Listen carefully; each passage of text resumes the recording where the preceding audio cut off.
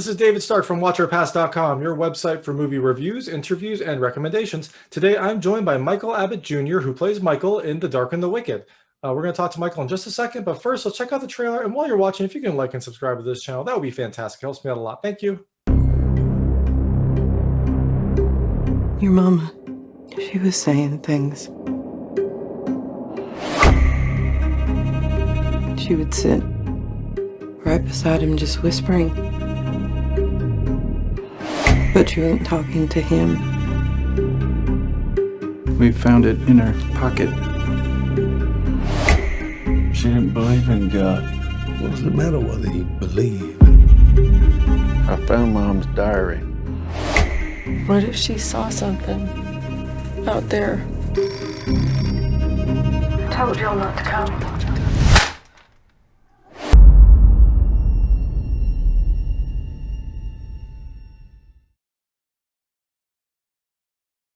So thank you so much for joining me. This is Michael Abbott Jr., who plays Michael in The Dark and the Wicked. And he also played a character in probably my favorite game of all time, Red Dead Redemption. So we'll talk like 15 minutes on Red Dead Redemption, then we'll talk a little bit about Dark and the Wicked. You know, it'll balance out. Good luck with that, David. So the Dark and the Wicked has been out digitally, and it just recently came to Shudder, so you can see it in, you can stream it in the comfort of your own home. Hopefully your well lit home. You're have all the doors open. Make sure you have really good sight angles, because this movie is atmospheric, and it is very, very kind of scary, like tension filled. Like every scene, I kind of expected something to come out. So I know this, your resume looked like it had some horror, but this seemed like maybe one of the first kind of really serious horror films that you did. What kind of drew you to this movie? It's such a kind of unique, dark, and wicked film. So what was it about this film that kind of got you? Well, David, I have to be honest with you. This was my first horror film. I've never been a fan of the horror genre for no other reason than that they really just scare the hell out of me. I have enough fear and anxiety as a person already without stacking horror gore elements on top of that, and then going to bed and having them infiltrate my sleep and nightmares. But this was a script that I read and was like, the first thing I was drawn to was the fact that it had horror genre elements, it had psychological thriller elements combined into one, and I had never read a script like that before. The other thing that really drew me in was the fact that the characters were so rich and the relationships within the family were so specific that I felt like, and Marin and I eventually agreed about this too, we knew that the audience would watch a film like this and they would be able to see themselves in the shoes of the characters that they were watching on screen. I think one of the things that had always turned me off in the past was, you watch a horror film and they can almost feel like cartoons. I used the example of the young girl running through the woods in the nightgown with the man with the ice pick chasing her. And that's great. And I understand people are drawn to material like that. And that is entertaining to a large variety of people. But in terms of, as an actor, that was never something that excited me or drew me in. But the fact that the characters were so rich, and the relationships were so specific, and they were dealing with real gritty life issues, loss, grief, isolation, losing a parent. Those were the elements that really drew me in from the beginning. And then the opportunity to be able to do it all with someone who I consider one of the masters of this genre, Bryan Bertino. I just feel like I would have been an idiot to turn it down. Yeah, this this film, you're spot on. Like the topics it deals with are so heavy and kind of so relatable. And it's kind of the perfect setup for a horror film. You've got parents need to be taken care of. Kids that come back to this house that they haven't been to in a while. It's isolated. It's super atmospheric. You've got the animals around, which always kind of makes some nice atmosphere when you hear like a sheep bleed or you hear the wind chime. For a film like this, what was it like to film? Because this, as you mentioned, this deals with some very, very heavy topics: grief, loss, kind of, relating or trying to figure out what where you want to go in life. What was it like to film a movie that had such kind of heavy subject matter? It was pretty unbelievable. Marin and I, neither one of us had ever done a horror film before. So from the very beginning, Bryan was very open to taking us by the hand and kind of leading us through what that experience was going to be, because Marin and I had no idea how much longer it takes to shoot a horror film. There are so many more camera setups. I think one of the first days we were on set, we were like, Jesus, it's been like 11 hours we've been shooting this scene. What's going on? And I think Bryan could kind of sense our eagerness to move on, and he came over and he explained the triangle, what he calls the triangle. And the triangle is where the camera is set up in different positions in order to sell a scare scene. Mm-hmm. From that moment on, it really kind of clicked. It was like, of course, you can't sell a scare from one setup. You have to move the camera around and get your coverage. So it was certainly a learning experience for Marin and I, so valuable. And I think, the fact that we were able to shoot on this farm where Bryan had written the script, and this farm where Bryan had grown up. Mm-hmm. So he had a very personal connection to the story. And I think in turn, it made it very personal for us, because he was able to communicate what he wanted and what he felt these characters were experiencing from a whole nother perspective that, say someone that had never been there before, a director that had never been to this location before, might not have had that connection to peace. And I think the fact that we were able to shoot there was so monumental, because in the movie, this farm becomes a character unto itself. Mm-hmm. It really becomes a major player. And I think it just, it really kind of solidifies the experience for the viewer and it was the perfect pandemic film. I tell people that we could have shot this during the pandemic. We were in this bubble that we had created, and no one was infiltrating, no one was going out. We were in the middle of nowhere, Texas, and it would have been the perfect film to shoot during a pandemic. But had this film come out a year and a half ago, as opposed to now, I think audiences are going to experience this film differently than they would have pre-pandemic. Yeah. I think after this is all over, this hell we're all experiencing right now, I think we're going to take a lot less things for granted as people. Yeah. And I think one of those things that we're going to take less for granted is our families and the time that we are able to spend with our families. And I think those things that we've taken for granted for so long are really going to resonate with audiences that see this movie in a different way than they would have had we not experienced the pandemic, if that makes sense. Does that? No, I think it does. Really a long-winded answer.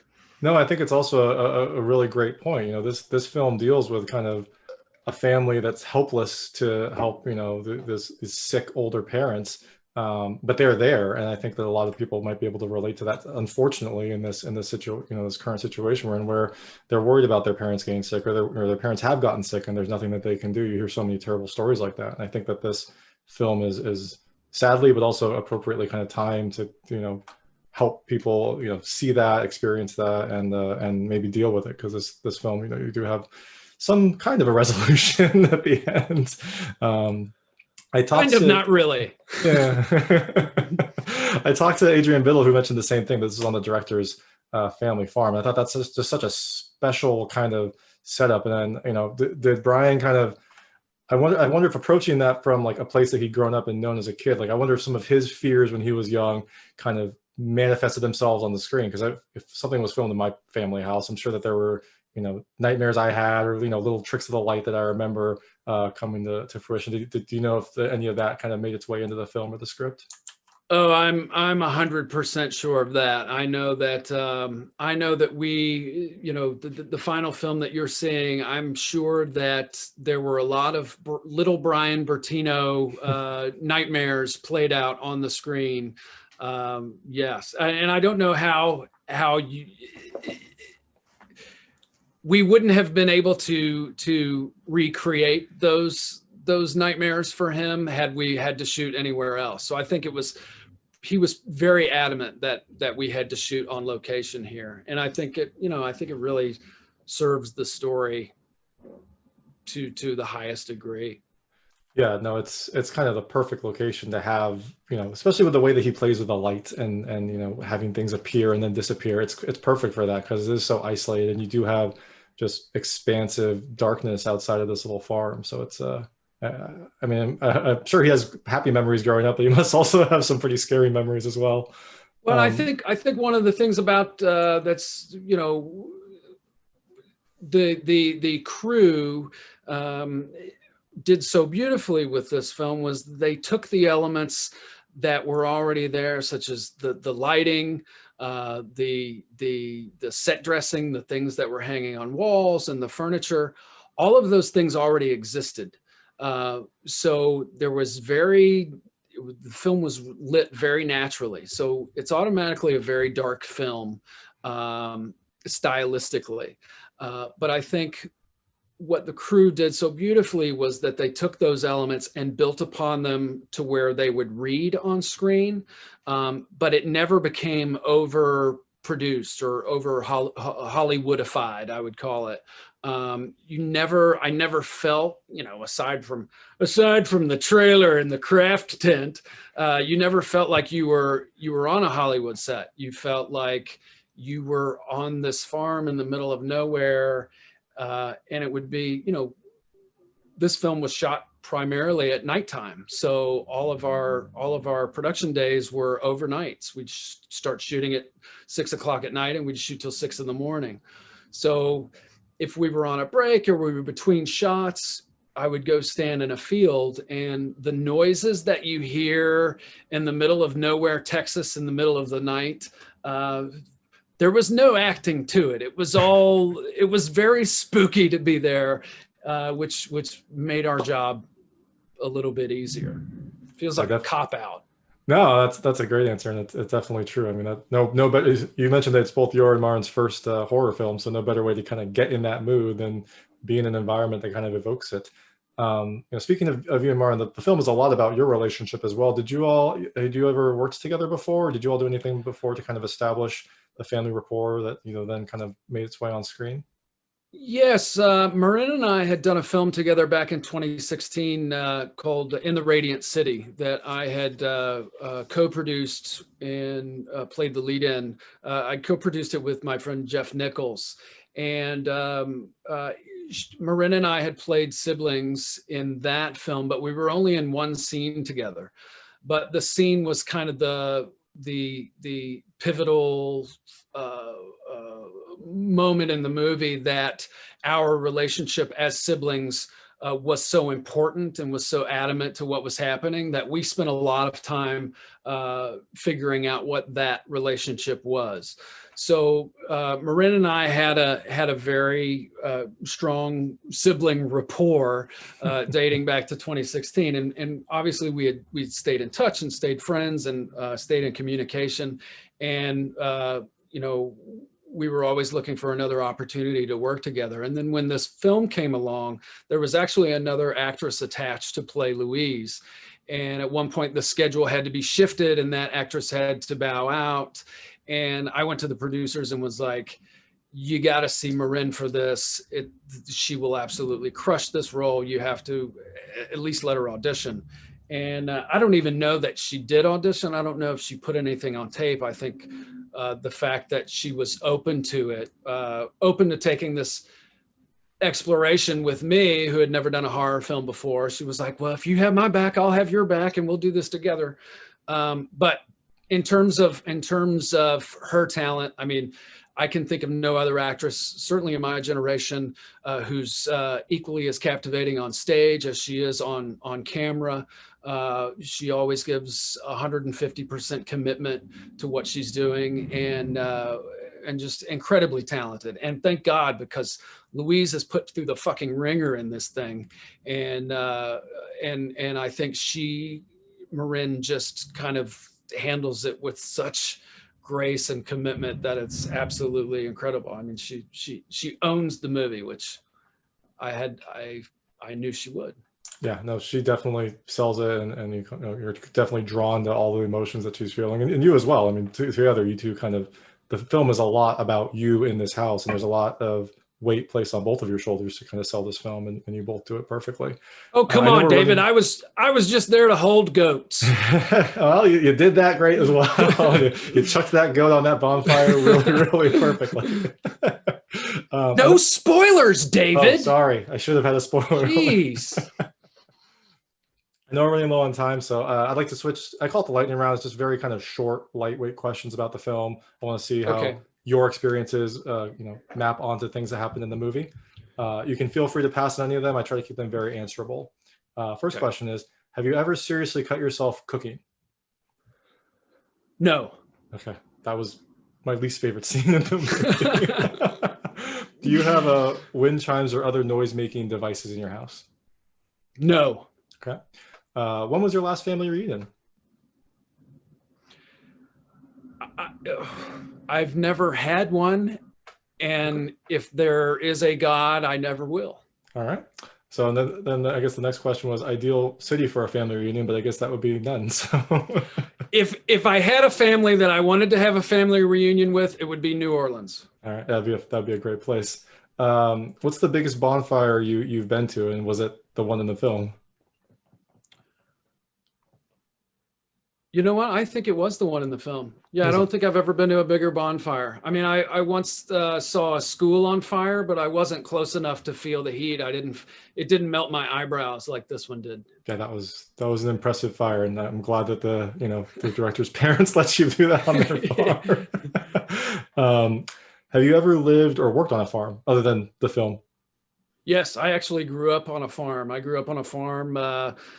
We raised Appaloosas and wild Mustangs, and we broke wild Mustangs in the Appalachian Mountains of East Tennessee many years ago.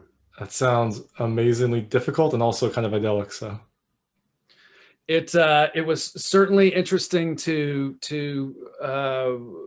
experience that type of life again, because it is a very difficult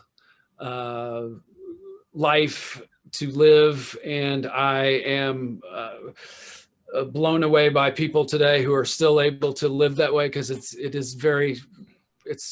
hard living, and I think farmers today should be commended, because things would be very different if they didn't do the work that they do so well. Okay, and last question: how many lights do you leave on in your house now at night?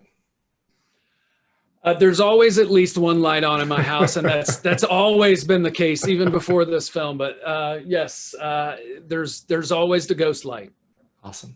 Well, the film is The Dark and the Wicked. It's available digitally and also now available on Shudder. So you have lots of avenues to watch it. And thank you so much, Michael Abbott Jr. Where can people catch you next? What's coming out next for you?